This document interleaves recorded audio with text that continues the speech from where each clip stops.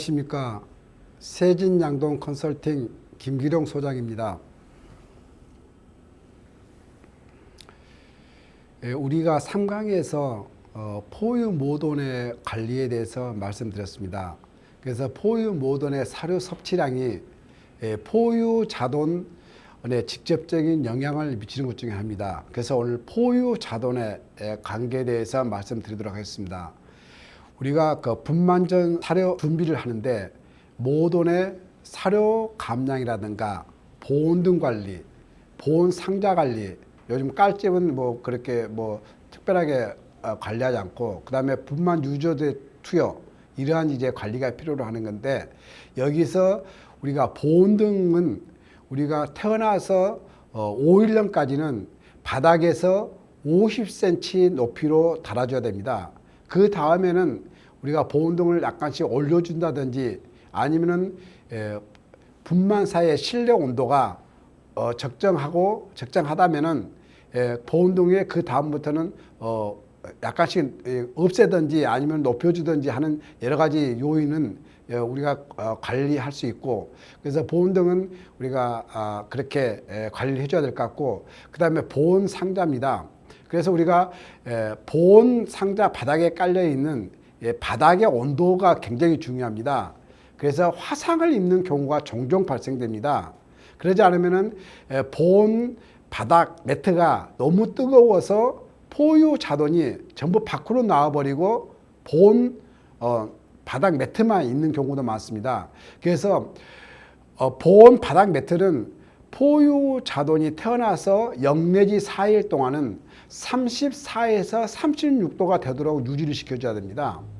그 다음에 4일에서 14일년까지는 32도에서 34도씩가량, 그 다음에 14일년에서 이유시킬 때까지는 약 30도씩가량을 유지시켜줘야 됩니다. 이러한 보온등과 보온 상자 관리를 잘 해주기만 해도 포유 자돈들이 아주 편안하게 놀 수 있고 잠잘 수 있는 그러한 요건을 만들어 주는 것입니다. 그래서 이러한 분만 전에 우리가 이러한 처치 방법을 우리가 잘 관리만 해줘도 필요로 하겠고, 그 다음에 분만 유도제 투여입니다. 이것은 우리가 요즘에 한꺼번에 새끼를 낳게 만들어서 우리가 양자 관리라든가 또는 사양 관리하는데 편리하게 만들어주는 경우가 많습니다. 그래서 우리가 분만 유도제 같은 경우는 아침 10시에 분만 유도제를 찔러주면은, 아니 아침 8시에 분만 유도제를 찔러주면은 그 다음날 아침 10시쯤에 전체적으로 약 80%가량이 우리가 분만을 하는 경우가 볼 수 있습니다. 물론 처산동 같은 경우는 분만 유도제를 찔러도 잘 맞지 않는 경우가 많습니다만은, 경산동 같은 경우는 거의 대부분이 그 시간대에 맞춰서 우리가 분만을 유도할 수 있습니다. 그래야 관리하기도 편합니다. 그러지 않고 예전같이 우리가 분만을 아무 시간대나 하면은 야간에 나와서도 분만을 받는 경우도 종종 볼 수 있는데, 그렇게 했을 경우에는 사람이 굉장히 피곤해 하는 그러한 경우가 있기 때문에 우리가 이런 관리도 하나의 효율적인 관리가 아닌가 생각됩니다. 그런 분만 전 준비가 필요로 하는 거고, 그 다음에 분만 후 처치입니다. 그래서 견치에 대해서는 말씀드려야 될 부분이 있습니다. 견치는 우리가 요즘 같은 경우는 잎발을 통해서 견치를 절단해주는 농장도 있는 반면에 견치를 또 갈아주는 경우가 있습니다. 즉 여기에서 견치를 잎발로 절단하는 경우에 말씀드려야 될 부분이 있습니다. 또는 견치를 자르지 않는 농장도 있습니다. 그래서 우리가 견치를 쌌을 때 잇몸에 상처를 일으켜 가지고 균이 감염돼 가지고 우리가 관절염이 오는 경우도 종종 볼 수 있습니다. 그래서 우리가 견치를 자를 때 항상 잇몸에 상처가 나지 않게끔 상당히 조심해 줘야 되는 그런 경우가 있습니다. 그래서 견치 관리에 우리가 신경을 써줘야 될 부분이 있고, 그 다음에 젖싸움을 하면서 우리가 예를 들어서 견치를 자르지 않고 놔뒀을 경우에 젖싸움을 하면서 잇몸에 포유 자돈의 잇몸에 상처를 일으키는 경우나 또는 유방에 상처를 일으키는 유두에 상처를 일으키는 경우가 있습니다. 그래서 유두에 피가 난다든지 아니면은 포유 자돈들의 잇몸 주변에 상처가 나가지고 삼술성 표피염이 일어나는 경우가 많습니다. 그것도 역시 포유 자돈의 피해를 우리가 줄 수 있는 경우가 많기 때문에 이러한 견치 관리에 우리가 신경을 써줘야 될 부분들이 많습니다. 그 다음에 단미입니다. 그래서 꼬리 자르기는 우리가 2분의 1 이하로는 자르지 말라고 합니다. 그래서 우리가 비육돈 출하할 때 어려움이 있기 때문에 그렇습니다. 그래서 단미는 되도록 2분의 2 이하로는 자르지 말라. 그 다음에 퇴출 절단, 후산 확인, 분만 종료 후 항생제 주사, 또는 필요로 하다면은 우리가 대사 촉진제 및 해열제를 투여해라. 그래서 우리가 분만 후 모돈한테 처치해야 되는 부분들, 그 다음에 포유 자돈들이 필요로 하는 부분들, 이런 것에 대해서 우리가 분만 후 처치를 잘 해야 되는 것 중에 하나입니다. 그래서 우리가 포유 자돈이 이런 처치를 하고 난 다음에 초유 교변은 굉장히 중요합니다. 그래서 초유 교변은 가능한 빨리, 되도록이면 분만 후 30분 후에 섭취할 수 있도록 포유를 시켜라. 그렇죠? 초유를 왜 빨리 포유를 시키라고 합니까? 항체 능력 때문에 그렇습니다. 그래서 우리가 다음 페이지에 보면은 초유를 통한 항체 지수를 우리가 이제 보여드릴 건데, 그래서 초유 급여를 최대한 빨리 해라. 그 다음에 사고의 대다수는 초유 급여 부족으로 발생시키는 경우가 많습니다. 그래서 초유가 부족했을 경우에 젖이 잘 나온 쪽에 초유를 냉동시켰다가 해동시켜서 먹이는 주사기로 먹이는 경우가 있습니다. 그래서 우리가 이렇게 초유를 급여하는 방법도 여러 가지가 있습니다. 그래서 이러한 부분들을 우리가 해줘라. 그 다음에 출생 시간에 따라 체중별로 강약군을 포유시켜라. 그렇죠? 그래서 이 부분은 우리가 또 사람의 관리가 필요로 하는 부분이 있습니다. 그래서 사람이 좀 있으면 괜찮은데 그러지 못한 경우는 상당히 어려움이 있습니다만은, 우리가 이렇게 포유 자돈이 약한 허약 자돈 같은 경우는 우리가 태어났을 때 초유를 미리 받아놨다가 해동시켜서 초유를 인위적으로 그렇게 먹이는 경우도 있습니다. 그래서 이런 초유 급여가 굉장히 중요하다고 볼 수 있겠습니다.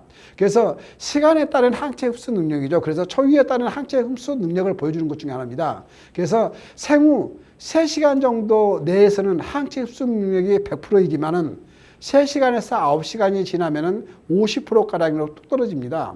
그래서 초유가 그만큼 중요합니다. 그래서 9 내지 12시간 정도 지나면은 5 내지 10%로 항체 흡수 능력이 떨어지기 때문에 우리가 포유 자돈에 따른 초유는 굉장히 중요합니다. 그래서 우리가 보통 예전 같은 경우는 새끼를 받았습니다만 요즘은 새끼를 받지 않고 자동적으로 놔둡니다. 그래서 우리가 초유를 잘 급여할 수 있도록, 초유를 잘 빨 수 있도록 우리가 관리를 해주는 것 중에 하나가 바로 초유겠습니다. 그래서 초유는 포유 자돈들한테는 굉장한 영향을 미칠 수 있는 것 중에 하나입니다. 그래서 우리가 지금까지 포유 모돈이 어떻게 하면 새끼들을 잘 키울 수 있을 것인가, 이런 부분들을 따졌을 때 우리가 PSY라는 게 있죠. 이후 시점에 우리가 연간 이후 자돈수를 어떻게 높일 것인가, 생산 성적을 한 단계 어떻게 높일 것인가, 바로 양자 관리입니다. 그래서 이러한 양자 관리를 우리가 어떻게 잘 함으로 인해 가지고 이후를 많이 시킬 것인가, 이러한 부분들을 우리가 한번 고민해 봐야 될 부분들이 많습니다. 그래서 분만 후 3 내지 4회 이상 포유하고 난 다음에 양자를 보내라. 즉 12시간이 지나고 난 다음에 양자를 보내라고 한 겁니다. 그래서 초유를 충분히 섭취하고 난 다음에 양자를 보내라. 그 다음에 생후 24시간 이내에 실시해라. 자, 예전 같은 경우는 생후 3일 이내, 즉 72시간 이내에 양자를 보내라고 그랬습니다. 그런데 질병적인 요인들 때문에 요즘은 24시간 이내에 양자를 보내라고 합니다. 그래서 양자를 24시간 이내에 보내라. 그 다음에 자돈을 체중 및 포유수로 분류해라. 그래서 저산차는 체중이 작은 자돈, 고산차는 체중이 큰 자돈을 보내는데, 그러면 체중이 작은 자돈을 왜 저산차에다가 보내는가? 이유를 알아야 되거든요. 즉 3에서 5산차 모돈한테 양자를 보냈을 경우에 위에 모돈이 누웠을 때 위에 유두하고 밑에 유두 간격이 너무 큽니다. 그러다 보면은 이 체중이 적은 자돈들이 위에 젖꼭지를 빨지 못하고 밑에 유두만을 빨면서 10마리 이상의 자돈이 밑에 유두를 가지고 싸웁니다. 그러면은 여러 가지 요인들이 발생될 수 있습니다.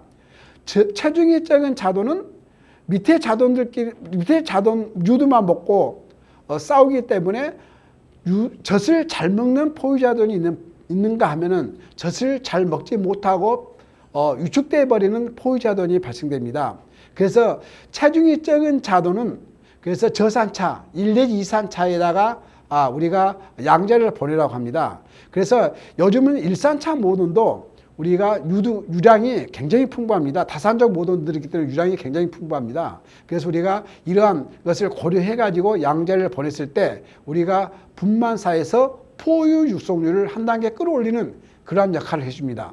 그 다음에 긴급 양자, 즉 새끼를 낳고 나서 모돈이 죽었다든가 또는 이주령의 자돈이 모돈이 갑작스럽게 폐사가 나온다든가 또는 우리가 어떤 질탈이나 여러 가지 요인에 의해서 우리가 긴급 양자를 보내는 경우가 있습니다. 또는 산자수가 많았을 때 양자를 보내는 경우가 있습니다. 이럴 때 데모돈을 활용해야 되는데, 자, 우리가 오늘 분만한 자돈이 되게 많다. 즉 11마리씩 12마리씩 포유를 시켜도 자돈이 10마리 이상이 남는다. 자, 그런 경우가 종종 있습니다. 자, 그랬을 경우에 3주령의 자돈을 이유를 시켜줍니다. 3주령의 자돈을 이유를 시켜주고 2주령의 큰 자돈 중 일부를 3주령 자돈한테 포유를 시킵니다. 그 다음에 1주령에 있는 자돈들 중 가장 큰 자돈을 2주령에 보냅니다. 자, 오늘 난 새끼가 있다면은 오늘 난 새끼 중에서 초유를 충분히 먹이고 난 다음에 가장 큰 자돈을 1주령의 자율돈에 포유를 시키는 것입니다.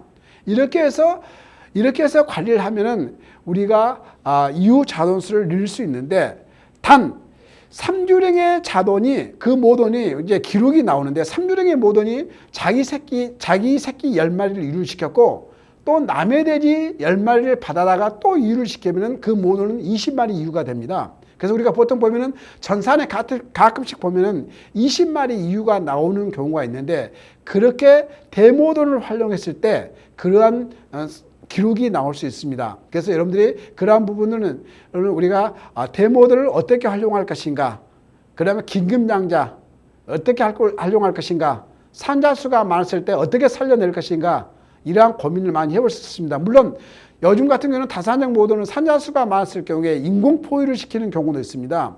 그런데 우리가 일반 농가에서 인공 포유시키는 것, 즉 기계를 사다가 인공 포유를 시킨다는 건 상당히 어려운 부분들이 많습니다. 가격도 비싸고 또 우리가 쉽게 접근할 수 없는 부분들이 굉장히 많습니다. 그래서 이러한 긴급양자나 산자수가 많았을 때 우리가 관리에 의한, 관리 측면에 의해서 우리가 이렇게 데모돈을 활용한다든가 양자를 보낸다든가 산자수를 높인다든가 유두수를 높인다든가, 자, 이러한 부분들은 우리가 양자 관리에서 이루어질 수 있습니다. 그래서 이웃이 체중이 7kg이 넘어야 됩니다. 우리가 보통 요즘 유량이 풍부하기 때문에 7kg 이상은 충분히 나옵니다. 그래서 위축자돈은 데모돈을 활용해라 나오는데, 위축자돈이 데모돈을 활용해라 한 이유는 데모돈은 도태 계획인 돼지를 가지고 모돈을 가지고 데모돈을 활용하라고 합니다. 그래서 이유시켰을 때 우리가 약한 돼지들이 나오죠. 이 약한 돼지들은 우리가 그 주에 우리가 도태시킬 모돈이 있다면은 그렇게 해서 데모돈은 되도록 재포유시켜라. 데모돈을 통해서 재포유시켜라. 그럽니다. 그러나 데모는 도태 계기 모돈을 이제 주로 활용해라. 이제 마지막 이게 자료가 나오는데, 그래서 우리가 이웃이 체중이 7kg 이상일 때 우리가 필요로 하는 것들 중에 하나입니다. 예, 그래서 오늘 포유자돈 관리는 분만 전의 처치, 즉 견치나 단미 또는 우리가 보온등 관리, 자, 그 다음에 우리가 양자 관리, 이러한 부분에 대해서 말씀드렸습니다. 그래서 이러한 포유자돈 관리가 우리가 포유 육성률을 끌어올리면은 우리가 농장의 생산 성적을 한 단계 끌어올리는 그러한 역할을 할 수 있습니다. 그래서 포유 이유시켰을 때 이웃이 체중이 몇 킬로에 나왔느냐에 따라서 우리가 출하 일량이 단축시키느냐 또는 지연되느냐 또는 농장이 밀사가 되느냐, 이러한 영향을 미칠 수 있기 때문에 이 포유자돈 관리가 그만큼 중요하다는 것을 말씀드렸습니다. 이상입니다. 감사합니다.